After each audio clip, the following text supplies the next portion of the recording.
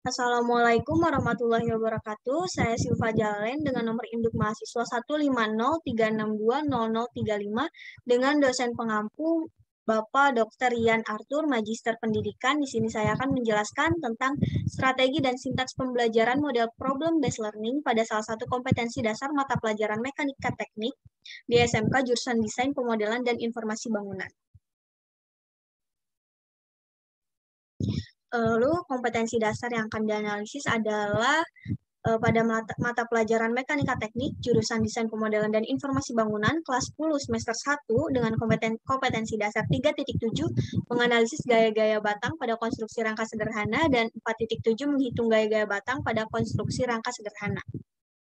Lalu pembelajaran yang akan dilakukan adalah yang pertama, guru akan mengenalkan berbagai metode yang digunakan untuk menganalisis gaya batang pada sebuah struktur rangka batang. Selanjutnya, guru juga akan mengajarkan siswanya bagaimana langkah atau proses menghitung menggunakan metode-metode yang telah dikenalkan.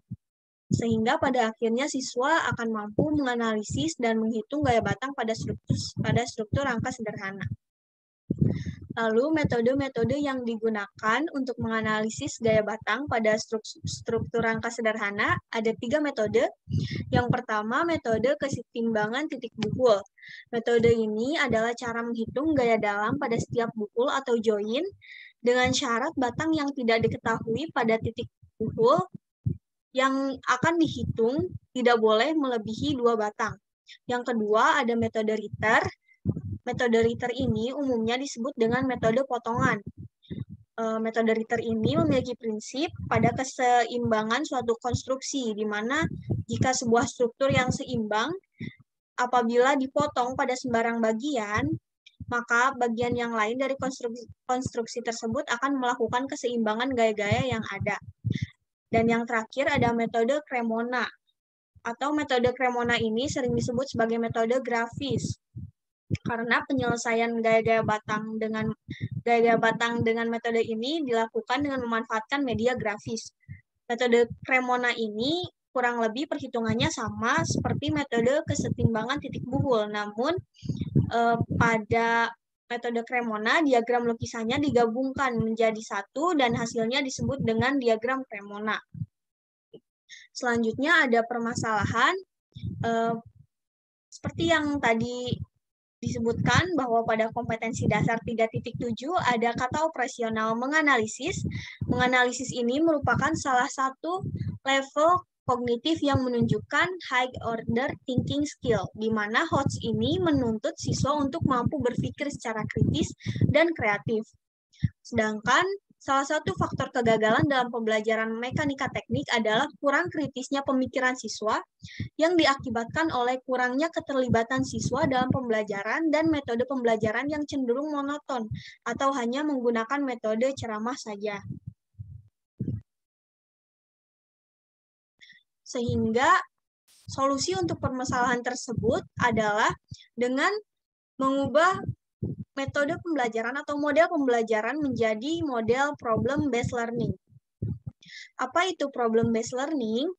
Problem-based learning merupakan suatu model pembelajaran yang menghadapkan siswa terhadap penyelesaian permasalahan-permasalahan kompleks yang terjadi di dunia nyata sebagai usaha pengembangan pola pikir dan juga keterampilan psikomotorik siswa. Mengapa problem-based learning cocok digunakan?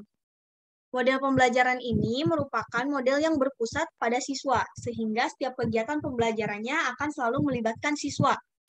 Selain itu, model pembelajaran PBL ini diketahui dapat meningkatkan cara berpikir kritis dan juga matematis siswa, karena pada model PBL ini, siswa dituntut untuk melakukan analisis dan pemecahan masalah sendiri. Hal ini sejalan dengan permasalahan tadi yang menyangkut model pembelajaran yang monoton dan juga kurangnya keterlibatan siswa yang mengakibatkan kurang kritisnya pemikiran siswa. Di PBL ini modelnya berpusat pada siswa sehingga dapat meningkatkan cara berpikir kritis siswa. Lalu di sini ada sintaks pembelajaran problem-based learning.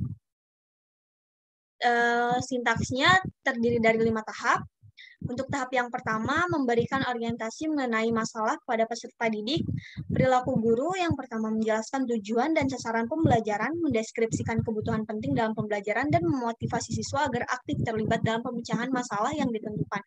Lalu yang kedua, menyampaikan sebuah gambar struktur rangka batang yang harus dianalisis gaya batangnya oleh siswa. Ini termasuk permasalahan yang harus diselesaikan oleh siswa ya. Lalu yang ketiga, membagi siswa ke dalam beberapa kelompok diskusi. Lalu perilaku siswanya, yang pertama, siswa membaca dan memahami modul yang telah diberikan guru, lalu siswa harus aktif bertanya jika ada kesulitan dalam memahami modul, dan yang ketiga, memahami masalah yang diberikan guru terkait analisis struktur rangka batang. Pada tahap kedua, yaitu mengorganisasikan peserta didik untuk meneliti. Perilaku guru harus membantu siswa dalam mendefinisikan, juga mengorganisasikan tugas belajar yang berkaitan dengan masalah yang telah diorientasikan tadi. Lalu perilaku siswanya itu siswa membagi tugas dengan kelompok diskusinya untuk pencarian informasi yang menunjang dalam penyelesaian analisis maupun membagi tugas untuk menyelesaikan analisis terhadap struktur rangka batang yang telah diberikan oleh guru. Tahap ketiga yaitu membantu investigasi mandiri dan kelompok. Perilaku guru mendorong siswa untuk mengumpulkan informasi yang sesuai dengan permasalahan yang diberikan dan melaksanakan eksperimen untuk mendapatkan kejelasan yang diperlukan untuk pemecahan masalah. Sedangkan untuk perilaku siswanya, siswa mengumpulkan informasi-informasi dan data-data yang dapat membantu dirinya dan kelompoknya dalam menganalisis gaya batang pada gambar struktur rangka yang telah diberikan. Lalu pada tahap keempat, mengembangkan dan menyajikan hasil pemecahan masalah. Perilaku guru membantu siswa merencanakan dan menyiapkan hasil analisis gaya batang pada gambar struktur rangka yang telah diberikan, baik dalam bentuk laporan ataupun presentasi. Perilaku siswa mendiskusikan dan menganalisis gambar struktur rangka batang hingga mendapat gaya-gaya batangnya. Setelah itu, hasil tersebut disajikan dalam bentuk presentasi ataupun laporan. Lalu pada tahap kelima, menganalisis dan mengevaluasi proses pemecahan masalah. Perilaku guru membantu siswa melakukan refleksi dan atau evaluasi terhadap hasil analisis gaya batang pada struktur rangka sederhana. Sedangkan perilaku siswanya harus bisa mengevaluasi kekurangan-kekurangan dalam hasil analisa gaya batang pada struktur rangka sederhana, seperti yang telah diinstruksikan oleh. Lalu di sini ada efektivitas model pembelajaran PBL. Diambil dari beberapa artikel dengan judul penelitian peningkatan kompetensi konstruksi balok sederhana melalui model pembelajaran problem based learning dipadukan dengan metode drill dengan peneliti Windri Eka Chandri pada tahun 2021 dengan objek penelitian siswa kelas 10 Bisnis Konstruksi dan Properti SMK Negeri 1 Cibinong dengan hasil penelitian bahwa terjadi peningkatan hasil belajar siswa sebesar 20,6% setelah belajar menggunakan model PBL dibanding dengan model konvensional.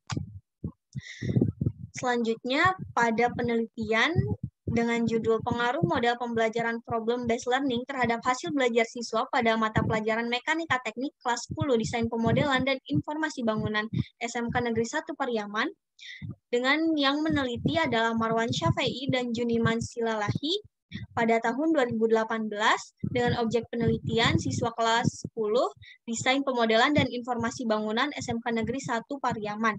Dengan hasil penelitian terjadi peningkatan yang signifikan pada hasil belajar siswa setelah belajar menggunakan model PBL dibanding dengan model konvensional. Sekian yang dapat saya paparkan. Mohon maaf apabila terdapat kesalahan. Terima kasih dan wassalamualaikum warahmatullahi wabarakatuh.